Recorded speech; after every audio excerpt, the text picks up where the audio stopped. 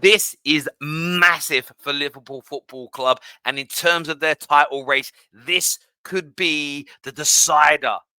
This could be the difference between second place and retaining the coveted Premier League title. Hit the like button. Make sure you are subscribing. Get that bell notification turned on and get this video hyped up as well. There's a new hype button I want you to smash. And I am not exaggerating. Anyone who says I'm exaggerating is just hating on Liverpool. And as much as you're my biggest rivals, I can't lie. Marc Guehi to Liverpool is a game changer. And I've been saying that a lot this summer. This is a game changer. That's a game changer. Oh, Arsenal's new. And I mean it. We have seen this great. You ever watch a boxing fight? You ever watch a boxing bout where from round to round you have no idea who's going to win?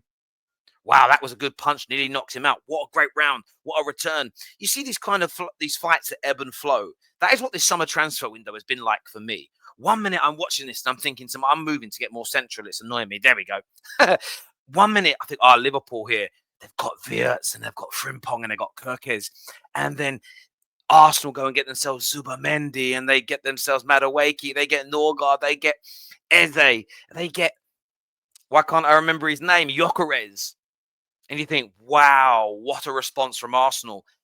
Liverpool, there have been murmurings, there have been rumours that maybe, just maybe, they won't address the centre-back area. Yes, young Leone has been signed, but I don't think that's anywhere near enough what Liverpool need to retain their title. Konate has started off quite slow. You've also got two brand new members of your back line in Kirkes and Frimpong. One of them is out injured that needs to be nurtured in. And there's just something not quite right about the way Liverpool are defending right now. And I personally think that comes down to a little bit of personal individual form and the team just gelling together. And I think that's going to come. But with another signing from Arsenal in the last 24 hours of Hankape, Liverpool have needed to do something. And to read you this news now, it says, and I quote, from the brilliant David Ornstein, Liverpool submit an official offer to sign Marc Guehi from Crystal Palace. Proposal worth 35 million flat, no add-ons. Crystal Palace yet to respond as work continues for reinforcements. The 25-year-old England centre-back is open to Liverpool if the clubs can agree a fee. And I think you and I both know that he wants it more than that. You and I both know that why would he not want to be a Liverpool player? And at the beginning of the video, I said I've got a big claim. And I do have a big claim. And I don't want Liverpool fans to be offended by this because I mean it with every ounce of my footballing being.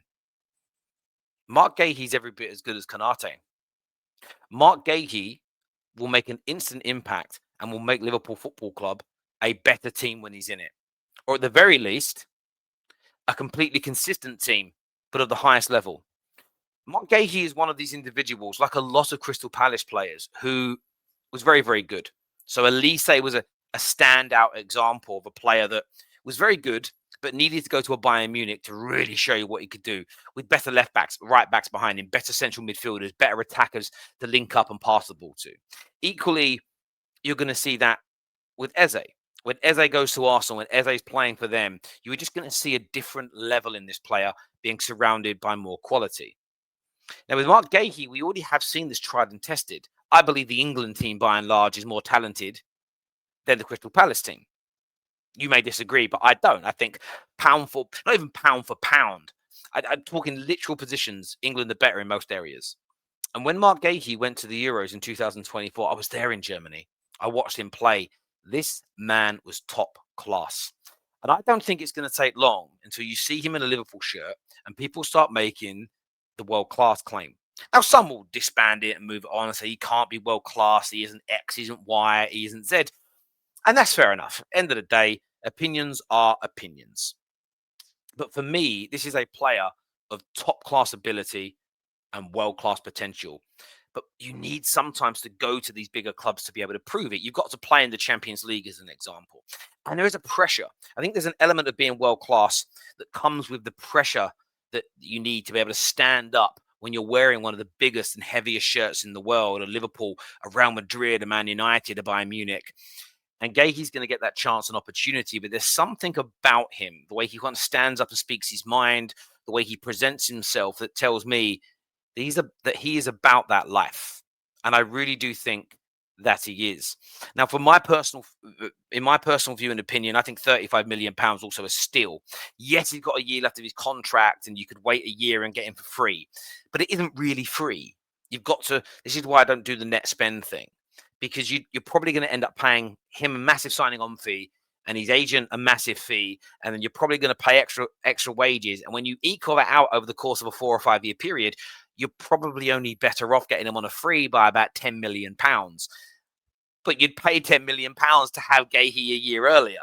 So financially for a football club, it doesn't really make a great deal of difference when you're looking at the monies that we're talking about.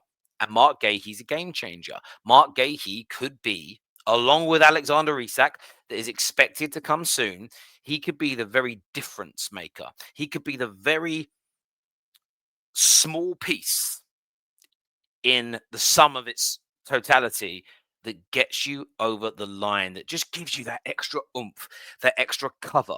He's the kind of defender that where you might concede a goal to draw a game, or you might concede a late goal to win a game, he'll get that clearance in. He'll track that runner. He'll ensure that the interception and the recovery is made. And sometimes when defenders do this at such a high level, you don't even notice. Before recording this, Manchester United just beat Burnley 3-2. And yes, on paper, you see the scoreline, it looks close. No, Man United were by far the better team in every department. But 2 moments of sleepy defending, 2 moments of not concentrating, made that game so much closer than it needed to be. Guehi's the kind of defender that just doesn't have those moments on a regular basis. You can count on one hand how often this happens. And he's also playing for a team that's attacked in a game 2, 3, 4, 5 more times per match than at Liverpool. The only thing that is now going to come under more scrutiny at the highest level on a more consistent basis, because international football, short spells of playing, is how often is he going to be exposed to 2 things. That's 4 things, Terry, but 2 things. 1, isolated defending, where he's by himself with maybe 1 or 2 players running towards him, where he's got to do a lot of one-on-one defending against players high up the pitch. That's now going to happen more often at Liverpool than it does at Palace. The second area, and this is the only area that hasn't really been tested, is when he goes through large periods of the game doing very little because Liverpool are dominating. It's how do you stay switched on? I just mentioned the Man United circumstance. We were dominant for 60, 65 minutes, and then you kind of sometimes get lured into a false sense of security, and then the team can snap into gear. And if you ain't ready, if you ain't sharp, when I used to fight, I used to be points karate fighting when I was younger, and kickboxing. And I remember being at the World Championships in Italy, in a little town outside of Pisa called Marina da Massa. And this guy, he was in the adult section. So the kids, I was in juniors still. Junior, we had finished our competing. And I was around the mats, and I was doing some work with the coaches that were basically letting some of the older kids, like myself, that were training to do sort of coaching work with Team GB. It was sort of like we were able to be near the coaches, so we were learning. And this guy he was a Welsh guy, part of Team GB, and he came up to the mats, and the coach at the time, a guy called Joe Tierney, said, "You're not fighting." Didn't even say a word. Just said, "You're not fighting." And the guy's like 18. So, "What do you mean I'm not fighting?" He goes, "You didn't listen to the team brief. Go." And I didn't get it, and it weren't explained. And I obviously weren't there for the team brief. And I was getting saying some sort of my mentor. They said, "What's going on?" He says, "Look, there was a team brief that no British fighter is to turn up to their fight cold. You need to be turning up with a sweat on. You need to, that way we know you're warmed up and you're sharp to go from the get-go, because they would rather you not compete than get beat in an early round, because Team GB wanted to win the most points and the most medals and win the World Championships in its entirety in the medal table and points table." And it always stood out to me that sometimes it's really hard to compete, really hard to be on point when you're a little cold, when you're a little flat-footed. And it's always stuck with me. And I was about 14, 15 years old at that point, maybe even older, maybe 16 years old. And it was a massive moment for me where I looked at it and was like, yeah, do you know what? Actually, I was 15.